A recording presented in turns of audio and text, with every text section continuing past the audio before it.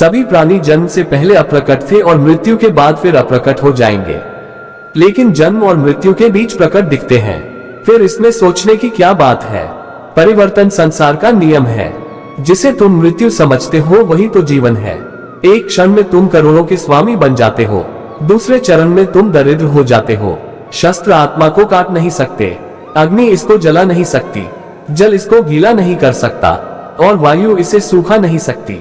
जैसे मनुष्य अपने पुराने वस्त्रों को उतार कर दूसरे नए वस्त्र धारण करता है, वैसे ही आत्मा मृत्यु के बाद अपने पुराने शरीर को त्याग करने से ही प्राप्त करती है। आत्मा न कभी जन्म लेती है और ना मरती है। शरीर का नाश होने पर भी नष्ट नहीं होता। आत्मा अमर है। जो लोग इस आत्मा को मारने वाला या मरने वाला मानते हैं, वे दोनों ही नासमझ है। आत्मा ना किसी को मारती है और ना ही किसी के द्वारा मारी जा सकती है। न यह शरीर तुम्हारा है, न तुम शरीर के हो। यह अग्नि, जल, वायु, पृथ्वी, आकाश से मिलकर बना है और इसी में मिल जाएगा। परंतु आत्मा स्थिर है। फिर तुम क्या हो? तुम ज्ञानियों की तरह बातें करते हो, लेकिन जिनके लिए शोक नहीं करना चाहिए उनके लिए शोक करते हो। मृत या जीवित ज्ञानी किसी के लिए शोक नहीं करते। कर्म ही पूजा है। व्यक्ति जो चाहे बन सकता है, यदि विश्वास के साथ इच्छित वस्तु पर लगातार चिंतन करे। मैं काल हूँ, सबका नाशक। मैं आया हूँ दुनिया का उपभोग करने के लिए। कर्म उसे नहीं बांधता जिसने काम का त्याग कर दिया है। बुद्धिमान व्यक्ति का मुख सुख में आनंद नहीं लेता। मैं उन्हें ज्ञान देता हूँ जो सदा मुझसे जुड़े रहते हैं और जो मुझसे प्रेम करते हैं। अप्राकृतिक कर्म बहुत तनाव पैदा करता है। अपने अनिवार्य कार्य करो, क्योंकि वास्तव में कार्य करना निष्क्रिय से बेहतर है। मैं सभी प्राणियों की हृदय में विद्यमान हूँ। निर्माण केवल पहले से मौजूद चीजों का प्रक्षेपण है। बुरे कर्म करने वाले, सबसे नीच व्यक्ति जो राक्षसी प्रवृत्तियों से जुड़े हुए हैं और उनकी बुद्धि माया ने हर ली है, वह मेरी पूजा या मुझे पाने का प्रयास नहीं करते।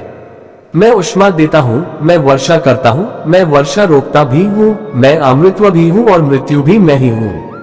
जो इस लोक में अपने काम की सफलता की कामना रखते हैं, वे देवताओं की पूजा करें। जब वे अपने कार्य में आनंद खोज लेते हैं, तब वे पूर्णता प्राप्त करते हैं। इंद्रियों की दुनिया में कल्पना सुखों की शुरुआत है और अंत भी, जो दुख को जन्म देता है। कर्म योग वास्तव में एक परम रहस्य है। कर्म मुझे बांधता नहीं, क्योंकि मुझे कर्म के प्रतिफल की कोई इच्छा नहीं। करुणा द्वारा निर्देशित सभी कार्य ध्यान से करो। सदैव संदेह करने वाले व्यक्ति के लिए प्रसन्नता ना इस लोक में है, ना ही कहीं और। किसी और का काम पूर्णता करने से कहीं अच्छा है कि अपना करे, भले ही उसे अपूर्णता का साथ करना पड़े। जो ज्ञान और कर्म को एक रूप में देखता है, वही सही मायने में देखता है। जो चीज हमारे हाथ में नहीं है, उनके विषय में चिंता करके कोई फायदा नहीं है। जो कार्य में निष्क्रियता और निष्क्रियता में कार्य देखता है, वह एक बुद्धिमान व्यक्ति है।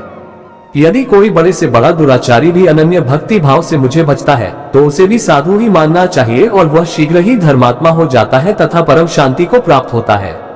जैसे प्रज्वलित अग्नि लकड़ी को जला देती है, वैसे ही ज्ञान रूपी अग्नि कर्म के सारे बंधनों को नष्ट कर देती है।